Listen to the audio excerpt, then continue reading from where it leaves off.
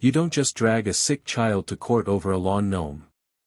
You don't forge neighborhood rules to justify it. And you sure as hell don't mess with a Navy SEAL's daughter unless you're begging for karma to crack its knuckles.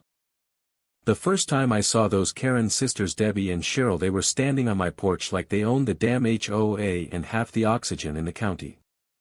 Blonde perms, fake smiles, clipboards shaking with self-importance. Violation 3A, lawn ornament exceeding 6 inches in height, Debbie snapped like she was citing the Constitution. Behind them, my 12-year-old daughter Emily peeked through the blinds, oxygen tube wrapped under her nose. Her heart condition made stairs a struggle, but somehow, dragging her through a civil lawsuit wasn't. "You've been warned," Cheryl hissed, eyes scanning my American flag like it offended her. "We're taking this to court." I blinked. "Over a garden gnome?" "Don't play dumb," Debbie barked. "You set a precedent. That gnome is unauthorized decor, and that's fraud against HOA visual standards." "Fraud? Fraud?"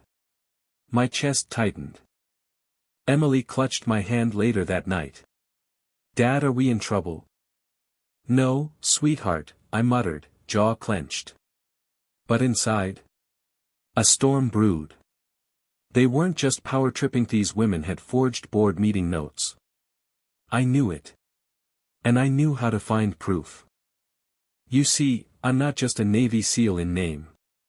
I'm trained in recon, analysis, infiltration, and when needed, retaliation. Silent, surgical, and savage.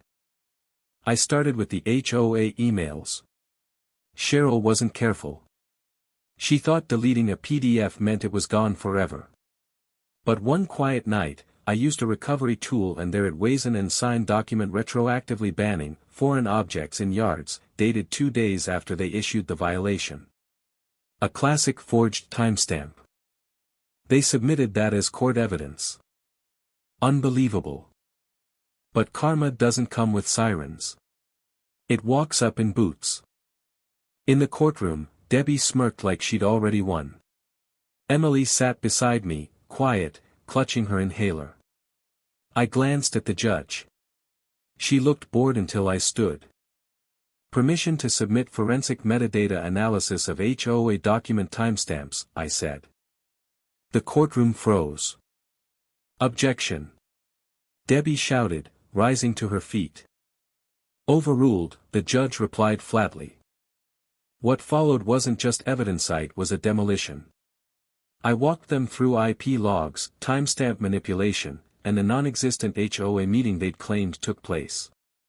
Their so-called minutes. Forged. Their lawsuit. Built on lies. Debbie's face flushed so red I thought she might combust. "You manipulated HOA records to justify targeting a disabled child," the judge said, voice hard now. "Do you have any idea the severity of that?" That silence.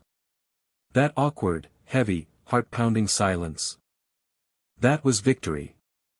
Then came the twist no one expected. The court had quietly launched a secondary investigation. Turns out, these Karen sisters had a history. 4 prior homeowners quietly settled out of fear, most elderly. One couple lost their home over fence discoloration. All traced back to manipulated documents. Fraud. Pure, calculated HOA fraud. The ruling? Not only was their case dismissed with prejudice, they were fined $150,000 in damages for emotional distress, disability harassment, and document forgery. Oh, and stripped from the HOA board permanently. Walking out, Emily looked up at me with teary eyes. "You didn't even yell." I smiled. "Didn't need to. Let the truth yell for us." But karma wasn't quite done. A week later, someone leaked the court transcript to the local news. Headlines flared up like wildfire: HOA sisters exposed in fraudulent lawsuit against sick child. Their faces plastered across every screen in the county. They lost their jobs, their club memberships, and their carefully curated reputations. And the kicker? Our little Nometh one they hated so much became a symbol. Neighbors started putting up their own. The street turned into a gnome rebellion. One had a sign taped to it. Fraud gets stomped. You know, I've been through deserts and war zones. But this? This quiet revenge? It hit sweeter than a medal on my chest. To anyone out there dealing with Karens who think forged rules make them gods, let them try. Then let justice breathe down their necks. Subscribe to my YouTube for more stories where karma never misses.